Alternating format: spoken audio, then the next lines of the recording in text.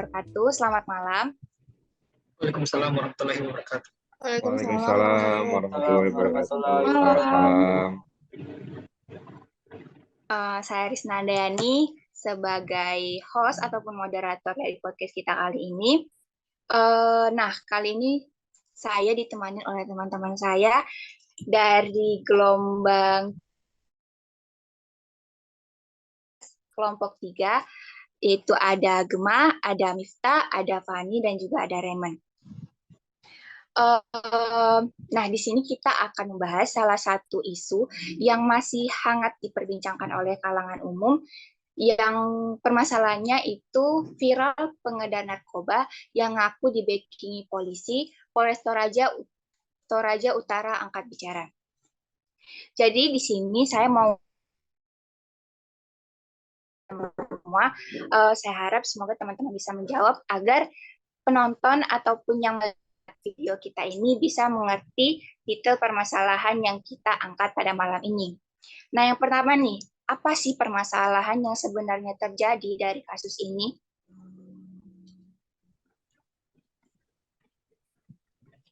Baru-baru ini ada berita viral kasus terkait pengedar narkoba yang mendapat perlindungan atas nama Polres Toraja Utara.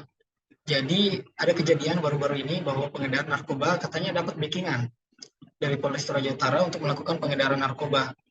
Nah, jika memang terbukti ada oknum melakukan hal tersebut, timbul pertanyaan, apa motif kedua pihak hingga menjalin kerjasama? Dan jika terbukti bahwa yang dinyatakan pelaku, maka akan timbul pertanyaan, atas dasar apa mereka berani ngomong saat ditanyai di depan wartawan? Saya sendiri tidak berani berpendapat lebih, tapi jika melihat beberapa kasus belakangan, banyak kaitan tentang oknum polisi dan pemakaian narkotika. Seperti kasus yang baru-baru ini, mantan Irjen Pol TM, sebut saja TM, bahkan dia mengaku telah melaksanakan tugas sebagai anggota polisi selama puluhan tahun. Dan bahkan dia sendiri pun telah beberapa kali melaksanakan persidangan terkait narkoba dan memasukkan beberapa tersangka ke dalam penjara. Untuk kasus yang di Toraja itu kita belum tahu motif dari kasus ini karena kasus ini masih didalami juga hingga masuk urusan di Polda Sulawesi Selatan. Entah ada urusan bisnis atau urusan pengedar dan pemakai, urusan apapun itu sebaiknya kasus tentang narkoba ini sebisa mungkin hilang, paling tidak bisa berkurang. Untuk kasus ini, kira-kira sebenarnya terjadinya di mana? Oh iya, sempat lihat beberapa video yang sedang viral kemarin, Bu. Yang mungkin bisa lihat di YouTube, di video.com. Saya sempat melihat bahwa kejadian ini itu terjadi di Toraja Utara. Namun, berdasar dari data tahunan yang dikeluarkan oleh Polda Sulawesi Selatan, maka kemungkinan tidak menutup bahwa mereka juga mengedarkan narkotika tidak hanya di daerah Toraja Utara. Mungkin untuk info sementara masih terjadi seperti itu, kejadiannya di Toraja Utara. Nah, oke, untuk pertanyaan selanjutnya, kira-kira kapan sih kasus ini terjadi? Untuk kasus ini terjadinya itu di minggu ini menjadi berita sangat hangat di media sosial. Mereka baru saja tertangkap, mungkin perlu kita ketahui juga entah sejak kapan mereka mulai melakukan kegiatan tersebut, karena bisa saja mereka sudah lama menjalankan bisnis ini dan tertangkapnya masih dalam minggu ini. Ada kemungkinan juga mereka pasti memiliki beberapa langganan gitu ya. Ini yang perlu diusut itu lebih karena jika ia memang ada pihak yang berwenang dalam membacking tersebut, ya seharusnya lebih ditindaklanjuti aja sih gitu. Oke, untuk kasus ini sebenarnya siapa aja sih yang terlibat?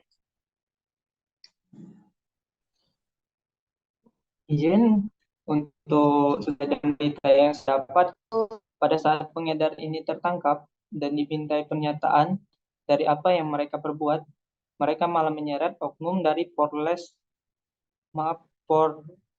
Toraja Utara bahwa mereka mempunyai hubungan. Sampai sekarang, Kapolres Toraja Utara masih mencari kebenaran dari pernyataan tersangka tersebut. Dan sekarang untuk pihak Polda sedang melakukan tes urin dan dinyatakan negatif, dan sekarang sedang dicek untuk HP masing-masing dari anggota Polres tersebut. Nah, untuk pertanyaan selanjutnya nih, kenapa pengedar bisa melibatkan dan mengakui bahwa mereka mendapat backingan dari pihak Polsek Toraja Utara? Pengedar narkoba mengaku mendapat perlindungan dari oknum polisi dalam melaksanakan aksinya. Jika ini memang terjadi, mereka dapat memperluas jaringan edar narkoba sampai ke Toraja Utara. Perlu kita tahu apakah di daerah itu peredaran narkobanya bagaimana. Nah, untuk data yang ada saat ini, data terakhir dari Polda Sulsel pada tahun 2022 itu sekitar 1.252 kasus dengan jumlah tersangka 1.500. Oke, untuk pertanyaan terakhir nih, bagaimana sih kelanjutan dari kasus ini?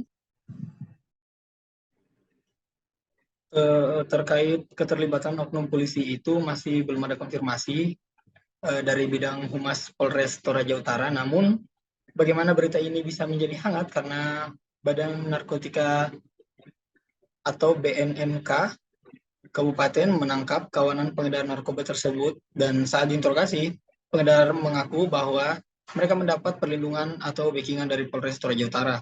Informasi ini dari Kapolres saat jumpa pers bahwa dia dan timnya akan menindaklanjuti masalah ini dan jika terbukti benar, maka pihak polisi yang terlibat akan diproses sebagaimana mestinya dan dengan hukum yang berlaku.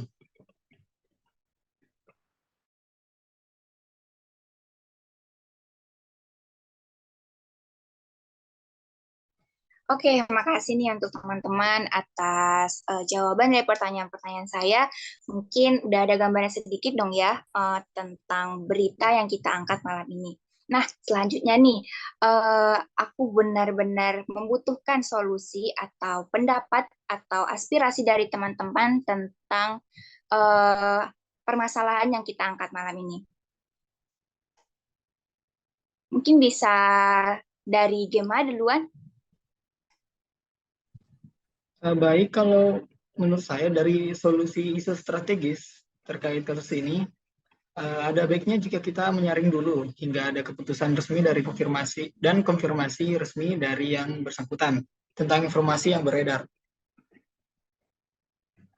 Saya tidak memberi pendapat yang melebih-lebihkan dari data yang ada di luar benar atau salahnya berita ini. Kita sebagai aparatur negara memang diwajibkan untuk memahami konsep ideologi Pancasila, di mana dalam ideologi ini semua urusan bernegara yang baik dan memajukan bangsa telah tercakup di dalamnya.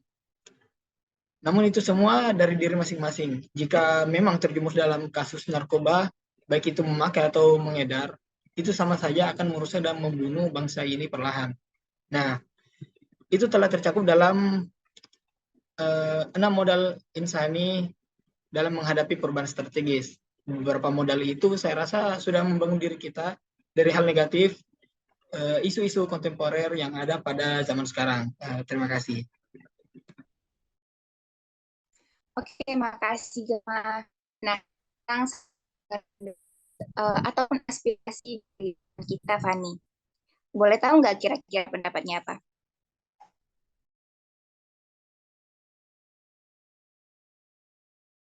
Saya Bu ya.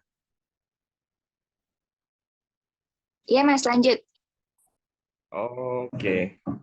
Saya hanya memberikan sedikit solusi menurut saya, karena memang nggak bisa dipungkiri bahwa lingkungan adalah faktor utama untuk beberapa orang itu bisa mengonsumsi yang namanya narkoba.